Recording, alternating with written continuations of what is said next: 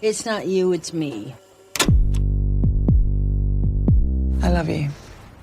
It'll pass. Salut les copains, salut les copines et bienvenue dans un nouvel épisode de C'est pas toi, c'est moi.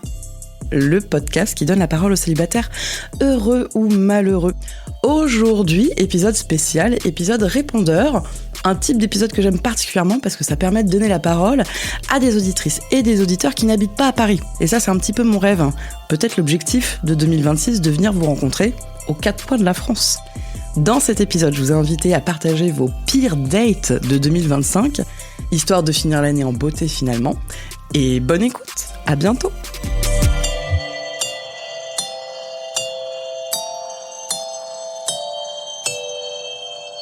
Bonjour, je vais raconter une anecdote parmi tant d'autres. Une fraîche plan Tinder à la con, comme je les collectionne. C'était il y a quelques semaines. Le gars, on discute en visio pendant des heures, on s'entend super bien. J'avais quand même des doutes un peu physiquement, mais bon, je me suis dit vas-y, on y va. On décide de se capter, il allait venir prendre l'apéro chez moi. Je dis vas-y un petit peu plus tard parce que je vais être un peu en retard chez moi, parce qu'il m'avait demandé mon adresse en amont. Donc je lui dis vas-y viens un petit peu plus tard. Il me dit bah là je suis en train. Je dis mais en train de faire quoi? Je suis dans le train. Je me dis non mais attends le gars, vas-y je l'appelle direct. Je dis mais t'as pas ton permis, t'as une suspension de permis. Je n'ai jamais eu le fin mot de l'histoire, sachant que j'ai bien insisté. Je vais le chercher, il marche en sautillant le gars. Je me suis dit oh putain chaud et tout. J'étais hyper froide. Moi qui aime pas conduire avec un inconnu, bah là j'ai plus le choix. On va chez moi. J'avais quasiment rien à lui dire. Apéro, ah bah tiens, t'inquiète pas que les ginto, il se les enfilait. Par contre, tout ce que j'avais acheté, eh ben il mangeait rien. Je lui mettais la béquille, le gars. Il avait de l'imagination. Il nous a fait un petit loup-garou à deux. Moi, je l'ai explosé. Hein. J'ai gagné. Je me suis quand même laissé tenter pour qu'il aille dans mon pieu, hein, parce que bon bah fallait qu'on écourte un petit peu le temps passé ensemble. Le gars se met torse nu, déjà il était blanc bec. Oh, un de ses tatouages, gros cœur noir sur l'épaule avec une toile d'araignée en dessous, écrit good luck, et il me dit je suis un ancien punk. Ça m'a achevé. Je mettais l'oreiller pour cacher son épaule, sachant que c'était un placard, hein, son truc. Voilà. Bon, il s'est quand même passé des trucs parce que voilà, hein. Et du coup, j'ai encore l'image de ces boules, hein, laisse tomber, à moitié rosâtre là, on aurait cru un rose beef le truc. On est allé au PMU parce que c'est ma passion. Mais le gars a voulu se mettre, en plus déjà ça c'était un red flag. Il a voulu se mettre sur la terrasse. Alors qu'un PMU, ça se vit de l'intérieur. Donc déjà, ça, c'était mort, quoi. Enfin, voilà. Mais il s'appelait Mathieu, j'aimais bien son prénom, j'y ai cru un peu. Hein. Mais c'était un bon fail. Voilà. Et bonne soirée, du coup. Coucou Leslie. Alors, pour t'expliquer mon pire date, je dois donner un petit peu le contexte. Fin mars 2025, ça fait 4 mois que je suis séparée de mon ex italien et je m'étais pas remise à dater et c'était un peu une période compliquée où je commence à me remettre de la rupture. Je vais chez une amie qui organise une soirée chez elle. Elle invite plein d'amis à elle qui font de la danse. Et parmi ces gens-là, il y a un Italien qui coche pas mal de critères, notamment parce qu'il est grand. Il fait de la bachata, donc ça c'était vraiment pour moi la cerise sur le gâteau. Il est beau gosse, donc on commence à échanger et puis vers la fin de la soirée, avant qu'il parte, il me donne son numéro. Et puis les jours suivants, on s'écrit un petit peu, mais en fait il me demande pas en date. Genre une semaine après la rencontre, toujours pas de demande. Du coup je me dis bon, je vais le chercher sur les applis, je vais le matcher, peut-être qu'il a besoin de ce signe pour passer le cap. Et effectivement, je le trouve sur Bumble, je swipe, et lui aussi, donc c'est un match. Et le même jour, il m'envoie un message en mode si on allait boire un verre. Donc moi j'étais refaite, j'étais trop contente, je me suis dit ça y est, je me remets en selle, c'est parti. En plus c'est un Italien, trop bien, le mec il coche plein de critères, donc vraiment je me mets en tête que ça va marcher. Et le problème c'est que moi je partais en vacances, lui il était en déplacement professionnel pendant 3 semaines aux États-Unis, donc autant dire que la première date qu'on a trouvée c'était genre 1 mois et demi après, donc assez fou.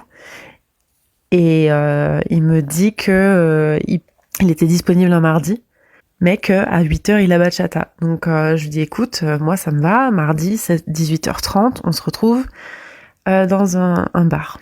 Je lui donne le nom, il me dit pas de souci, le jour arrive, on avait rendez-vous à 18h30, le mec me dit désolé, je suis super en retard, je vais être au bar vers 19h. J'étais là ok, donc en fait 19h, le mec il a son cours de danse à 20h, ça nous fait plus que 1 heure, bon soit. Et en fait, moi, j'aime pas arriver la première, donc j'arrive au bar à 19h05, on va dire, sauf que je rentre dans le bar, je vois plein de mecs seuls qui attendent leur date, sauf que il est pas là. Et je me dis, putain, fais chier, le mec, il était soit vraiment en retard, soit il me fout un lapin. Je lui envoie un message et il me dit qu'il est dans le bar et qu'il m'attend. Donc je dis, mais non, je viens d'entrer, je te vois pas. Ah, mais en fait, il était pas au bon bar. Donc du coup, je traverse la ville pour aller au bon bar qui me prend, encore 20 minutes. Donc il est vers à peu près 7h20. J'arrive, il est là et du coup, je m'installe. Et là, je sais pas, complètement différentes attitudes. Le mec, il était super corporate, super sérieux, machin. Je me suis dit, mais qu'est-ce qui lui arrive? Et il me parle que de boulot, de taf, de ses études, pourquoi il a fait ce taf, machin. Et je vois qu'il regarde sa montre et je me dis mais c'est pas possible. Enfin, je comprends pas. Il y avait un super bon feeling, il coche toutes mes cases. Pourquoi ça marche pas? Pourquoi il y a pas de bon flow et tout? On commence enfin à parler d'autre chose que du travail, genre des voyages. Et là, il me dit ouais, par contre, désolé, il faut vraiment que j'y aille parce que là, j'ai mon cours de bachata, donc je vais payer et puis on se tient au courant. Et donc, il a fait ça, il s'est levé, il a payé, il est parti et il m'a dit tu paieras la prochaine fois. Et voilà, c'est tout. Et il n'y a pas eu de suite. Donc, autant te dire que moi qui avais fantasmé sur un Italien pendant plus d'1 mois et demi, j'étais hyper déçue. Et j'étais vraiment dégoûtée. Donc pour moi, c'était le pire date de l'année. Voilà.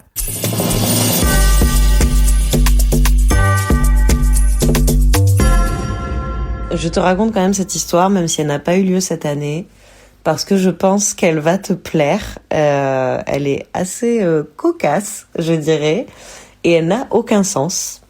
C'était une personne donc que j'ai rencontrée, pareil, sur une application de rencontre en 2018. Donc c'est une personne... en fait, à l'époque, je fréquentais quelqu'un où on s'aimait beaucoup, mais c'était un petit peu compliqué. Donc j'ai décidé de rencontrer une autre personne pour un peu essayer de passer à autre chose. Et donc j'ai pas fait un choix très judicieux. Donc j'ai vu cette personne, qu'on s'est vu 1 fois, 2 fois. La 2e fois, je l'ai même ramenée chez moi. Enfin, j'avais rien de particulier à dire à ce moment-là. Et on devait se voir une 3e fois. Et c'est là que tout a dérapé. Donc je vais le voir une 3e fois, sauf qu'entre-temps, j'ai revu la personne que j'aimais. Donc j'avais un peu la flemme de le revoir. Et puis ce soir-là, j'avais plein d'amis qui faisaient la fête. En fait, j'avais envie de faire la fête avec eux, mais je me voyais pas annuler notre rendez-vous au dernier moment. Et donc cette personne devait venir chez moi dans la soirée et ramener par exemple des bières. Et quand cette personne est arrivée chez moi, j'ai ouvert la porte et je me suis retrouvée face à un homme qui portait donc un énorme sac plastique, un énorme pack de bières, mais quand je dis qu'il m'a ramené des bières, c'est qu'il m'a ramené un pack de vin de Kronenbourg, donc 20 bières, et surtout un seau à serpillière. Et moi, à l'époque, un peu incrédule, je lui dis cette phrase que j'ai dit qu'une fois dans ma vie, qui est bonsoir, qu'est-ce que donc que ce seau? Et il m'a répondu très naturellement, c'est mon seau à capsules. Et en fait, le mec collectionnait les capsules de bière, et au lieu de les mettre dans sa poche et de les ramener chez lui, eh bien, il les mettait dans un seau à serpillière qu'il ramenait chez les gens. Pourquoi? J'en sais rien. Je lui ai donc dit, entre. Et c'est là que j'ai dit cette phrase que j'ai dit qu'une autre fois dans ma vie, c'est pose donc ton seau. À ce moment-là, je me dis, il est hors de question que je retourne dans le lit avec cette personne. Donc je lui ai dit, je suis quand même désolée, j'avais oublié que ce soir j'avais l'anniversaire d'une copine, on peut quand même boire une bière, mais je pense que ça s'arrêtera là. À ce moment-là, il m'a dit, tu abuses, ça fait 2 semaines qu'on s'est pas vu, tu privilégies tes potes à moi, ce qui était évidemment une évidence, puisque c'était que la 3e fois de ma vie que je voyais cette personne, et qu'il ne faut jamais de toute façon privilégier un homme à ses amis. Et je lui dis, non, mais on peut quand même boire une bière et tout, et puis il me dit, oui, j'ai ramené des trucs à grignoter. Et alors là, c'est pareil, donc entre le seau à serpillière, le pack de vin, qu'est-ce que cette personne m'a ramené à grignoter ? Moi, je pensais que ça allait être des chips ou quelque chose comme ça. Et non, en fait, c'était des soupes Yum Yum, donc les nouilles déshydratées, mais genre pour une semaine, là, les nouilles, l'espèce de ramen déshydraté pour une semaine. Et je me suis dit, mais je vais partir, on fait juste un date, je pars pas en camping, mais pourquoi pas ? Ensuite, on s'est assis, on a bu une bière, et à ce moment-là, moi, j'étais en école de théâtre et une personne s'était énervée très fortement en cours et s'était fait virer. Et donc, je lui ai raconté cette histoire. Et à ce moment-là, la première chose, donc après le seau à serpillière qui était, je le rappelle, toujours en face de nous pendant tout le date, je lui ai dit, je lui raconte cette histoire et il me dit, cette personne, c'était une personne de couleur ou c'est une personne normale comme nous ? Voilà, je précise que je suis blanche et que lui aussi, mais vous l'aurez deviné.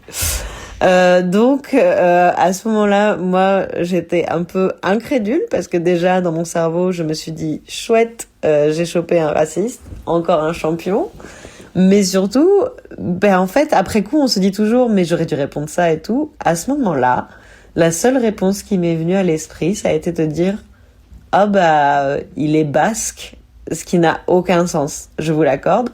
Mais qui est la seule chose qui m'est venue à l'esprit. Évidemment, avec le recul ou plus tard, je savais que j'aurais dû répondre d'autres choses, mais là, je sais pas, j'ai pas eu le réflexe et tout. Et à ce moment-là, il m'a dit non, mais parce que tu sais, des fois les mecs de banlieue et tout, alors qu'on habitait dans une petite ville où il n'y a absolument aucune banlieue. Enfin bref, et puis ça ne veut rien dire. Enfin, c'était lunaire.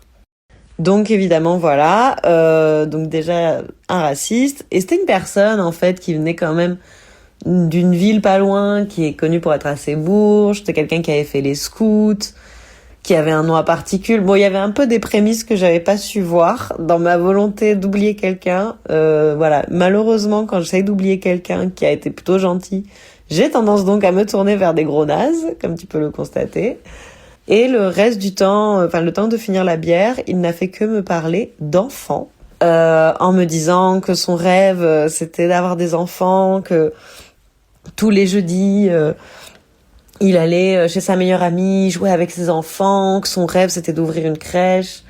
Moi, j'ai essayé de faire une blague en disant que, vu que je n'étais pas très fan d'enfants, en plus j'avais 23 ans à l'époque, j'ai dit moi c'est d'ouvrir un chenil. Bon, ça n'a pas du tout fait rire. mais en fait j'étais très mal à l'aise. En plus il y avait toujours ce seau à serpillière qui nous regardait, c'était terrible. Et donc pour un peu raccrocher les wagons, je lui dis qu'il y a une fille que je connais qui est enceinte de ma classe et qui va bientôt devoir arrêter les études parce que c'est le 3e trimestre, etc. Et là, donc, en plus du seau à serpillière, du racisme et des ramen, cette personne m'a répondu « moi, ça m'a toujours excité les femmes enceintes. » Alors là, j'ai dit « Bon, il est temps d'y aller. Ton temps est compté, monsieur, il faut que tu partes de chez moi. » Parce que, et puis surtout, aussi, il voulait absolument peut-être venir au bar avec moi, au soi-disant l'anniversaire de mon ami. Heureusement que je l'avais pas ramené parce qu'il y avait ma copine enceinte à ce bar et je pense que ça aurait été une grave erreur. Donc voilà, donc ça c'était mon date d'anthologie. Lui, il reste le top 1 indétrônable depuis maintenant 8 ans. Je lui ai donc dit qu'il était temps de partir. Encore une fois, une phrase que j'ai dit qu'une fois dans ma vie, je lui ai dit « N'oublie pas ton seau ». Il est donc parti avec son seau à serpillière, ses ramen, mais il m'a laissé les 18 bières qui restaient. Vu que j'étais étudiante à l'époque et que j'avais pas trop de sous, ça m'a arrangé. Il m'a dit avant de partir qu'il aimerait beaucoup qu'on se revoie parce que on pourrait faire, enfin comme ça on pourrait faire une soirée film massage et qui fait des très bons massages. Et moi je me disais mais plus jamais je veux que cette personne pose ses mains sur moi.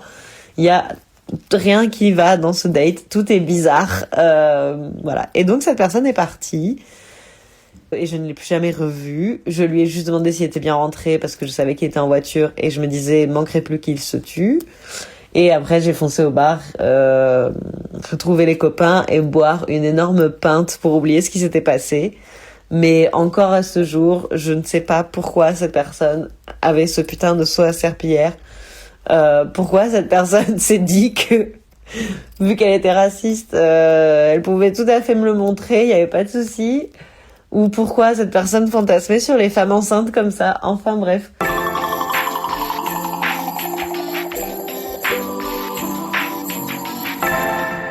Coucou Leslie, je fais suite à ta story où tu fais part des pires dates. En fait, il habitait loin. Donc il faisait que une fois arrivé chez moi, donc il avait 6 heures de route quand même, mais il faisait que dire qu'en gros ça lui avait coûté cher, qu'il avait plus beaucoup de sous sur son compte, le fait d'être venu, etc. Bref, je lui propose si tu veux je te paye la moitié. Donc là je lui demande, je vais sur le truc Michelin pour regarder combien a coûté le trajet, et quand je rentre les coordonnées de sa voiture, etc., il me dit oui mais en fait j'ai plus dépensé parce que j'ai mis le chauffage. Donc le gros rat.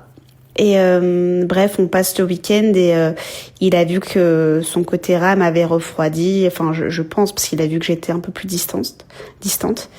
Alors un matin il m'a envoyé son RIB pour pas que j'oublie de lui faire le virement du trajet, quoi. Voilà.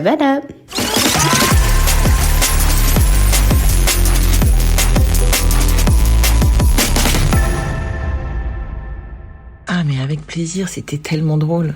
En fait, j'ai passé la soirée avec un monsieur que je connaissais pas, bon bref. Et il avait réservé un Airbnb pour que l'on finisse la soirée ensemble, visiblement. Mais la soirée s'est pas forcément passée comme lui il aurait voulu. Moi, j'ai pas eu du tout eu le feeling. Mais bon, comme j'étais à 1 heure de chez moi et que j'avais pas de voiture, à la fin de la soirée, je lui dis écoute, bon, y a pas de problème, hein, je vais dormir là, mais on dort pas ensemble, quoi.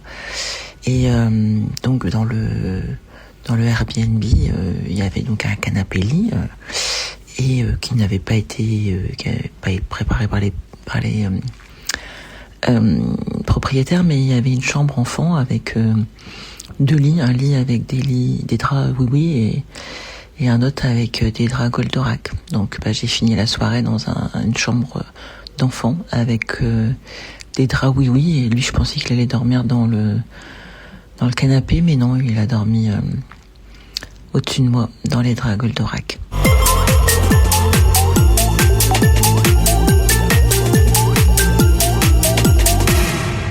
Coucou Leslie. Allez, je participe, histoire de finir l'année en beauté. Moi, alors, j'ai fait 2 dates récemment avec des mecs rencontrés sur Hinge. Écoute, j'ai supprimé l'appli. Le premier, alors c'était un super méga anxieux, agoraphobe, qui ne boit pas d'alcool. Bon, ça c'est pas un souci, hein, mais vraiment l'anxiété au max. Et c'est-à-dire qu'on marchait dans la rue, fallait qu'on change de côté, qu'on use de stratagèmes pour éviter le monde. Mais j'habite à Montpellier, donc c'est pas non plus une ville, voilà, c'est pas Paris, quoi. Donc il me disait que je parlais trop fort, alors que vraiment je suis assez introvertie, donc c'est lui qui parlait vraiment très très bas. Enfin voilà, j'ai trouvé ça attachant au début, puis après je me suis dit mais Nina, qu'est-ce que tu vas foutre avec, t'es déjà toi un peu anxieuse, qu'est-ce que ça va t'apporter, quoi. Donc voilà, un nerd un peu ouais, très geek, très introverti, très anxieux, mais voilà, pas pour moi au final. Bon, ça c'est mignon, c'est anecdotique, quoi. Le deuxième, alors c'était hier. Un marxiste qui m'a fait une propagande toute la journée sur le communisme, sur voilà, genre vraiment très très engagé à gauche, mais genre extrême gauche, quoi. Donc quelqu'un qui n'est pas capable d'être nuancé. Et en plus, on était... moi, avant d'arriver au date, je me suis attablée et j'ai rencontré 2 personnes, dont un Tchétchène et un Marseillais. Voilà, le Tchétchène est russe. Le Tchétchène connaît la guerre en Ukraine, connaît donc en face le marxiste. Enfin, je t'imagine les débats. Et puis, voilà quoi, genre le genre de mec qui croise ses jambes et qui fume sa roulée et qui philosophe sur les penseurs marxistes. Et là, je me suis dit, ah ouais, Nina, t'as fait ton bon quota de l'année. Donc voilà, c'était sympa, c'était expérientiel, c'était voilà, des rencontres, c'était une expérience sociale, j'ai beaucoup aimé. Bisous. Ah et attends, le pire, je viens de me rappeler aussi d'un move qu'il a fait, vraiment, ça m'a achevé. Je parle du premier, celui qui me disait que je criais quand je parlais. Quand je rentre, il m'envoie un message sur l'appli Hinge et il me dit bon, j'espère t'as aimé et tout. Donc voilà, je me dis oh bah il a passé une bonne soirée et tout, malgré malgré le décalage. En même temps, je suis une meuf plutôt sympa, je mets à l'aise les gens. Et là, il me dit quoi ? Il me dit par contre, faut que je te dise un truc, tu ressembles pas du tout à ta photo. Genre une photo, une de mes photos de profil Hinge que j'avais prise genre il y a un mois avant. Donc j'ai la même tête, j'ai même pas de filtre, enfin bref, de toute façon j'ai pas à me justifier, aucune femme à se justifier, enfin vraiment le mec, j'étais en mode mais ferme ta gueule, pourquoi tu dis ça?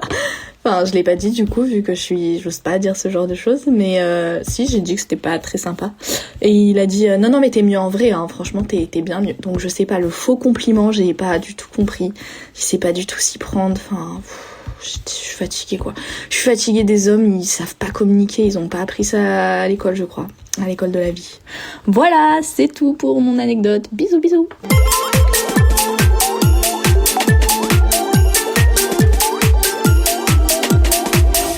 Alors c'était il y a 2 mois, j'avais rencontré un mec de Hinge. Premier rendez-vous, au début j'avais envie de partir, il était vraiment étrange. En creusant un peu, j'ai appris qu'en fait, il était autiste. Donc c'est pour ça que il avait un fonctionnement un peu différent. Et en fait, en discutant, on s'est rendu compte qu'on avait plein de points communs. C'était hyper sympa. Et une chose en entraînant une autre, on a passé la nuit ensemble et c'était vraiment génial. Ensuite, on s'est beaucoup écrit. On s'est revus 3 jours après. Il était censé venir chez moi, me préparer un repas. C'était mignon, c'était à son initiative. Donc voilà, contente, mec cool... tout roulé. Et donc ça, c'est le lundi soir. Il arrive chez moi. Il avait 30 minutes de retard. Ça, à la limite, c'est pas très grave. J'ouvre la porte. Il faut savoir que j'habite sur une cour, donc on est littéralement à l'extérieur. Et donc j'ouvre la porte, et là, ça pue l'alcool. Ça pue l'alcool. Il rentre, il est hagard. Il me regarde bizarrement. Et je suis là, est-ce que tout va bien ? Il me fait, ouais, ça va. Je suis là, ok. Bah rentre, assis-toi, je t'en prie. Il s'assoit, il me fixait, il parlait pas. Et j'étais là, et alors, ça va, t'as passé une bonne journée ? Ouais. Et mais t'as pu te reposer ? Non. Et vraiment je le fixais et il m'a dit pourquoi tu poses autant de questions ? Et j'étais là, oh là là. Là j'ai commencé à avoir peur, j'ai cru que j'allais me faire découper. Finalement, ma chienne était en train de ronger son os et lui a hurlé dessus en pensant qu'il était en train de manger le coussin. Donc là, j'ai commencé à moi aussi lever la voix en lui disant « Tu cries pas sur ma chienne ». Et il me dit « Ouais, est-ce que ça te dérange si on va s'allonger ?» Donc, on va dans ma chambre, on s'allonge. Il y a vraiment 60 cm d'écart entre nous. Il essaye de me prendre la main, je le jette. Et là, je lui dis « Mais est-ce que t'as bu ?» Je savais que la réponse était oui. Et il me dit ouais, tu comprends, j'étais stressée de te voir, mais en fait je suis un ancien cocaïnomane, et quand j'ai arrêté la cocaïne il y a 3 ans, je suis passée à l'alcool, donc ouais, j'ai des problèmes. Et là, je me décompose. J'ai réussi à le mettre dehors et j'ai essayé de lui payer un Uber pour rentrer chez lui parce qu'il était vraiment, mais il arrivait pas à aligner 3 mots. Il avait bu une bouteille entière de vodka avant de venir me voir. Et puis après, j'ai plus jamais eu de nouvelles. Merci beaucoup à toutes et tous de m'avoir... Non, il y aura que des meufs, c'est sûr. Il n'y aura pas d'homme qui va avoir partagé son date. Merci beaucoup à tous de nous avoir partagé vos pires dates et vos meilleures anecdotes de dating. Ça m'a pas donné forcément envie de retourner sur les applications de rencontres et autres, mais je ne perds pas espoir. Merci beaucoup de nous avoir écoutés. Comme toujours, si vous avez aimé cet épisode ou tous les autres épisodes, n'hésitez pas à laisser une petite note ou un petit commentaire. Et surtout, vous pouvez me suivre sur les réseaux sociaux à Leslie Grano. On se retrouve dans 2 semaines pour le dernier épisode de cette année. Et je vous souhaite de très belle fête de fin d'année.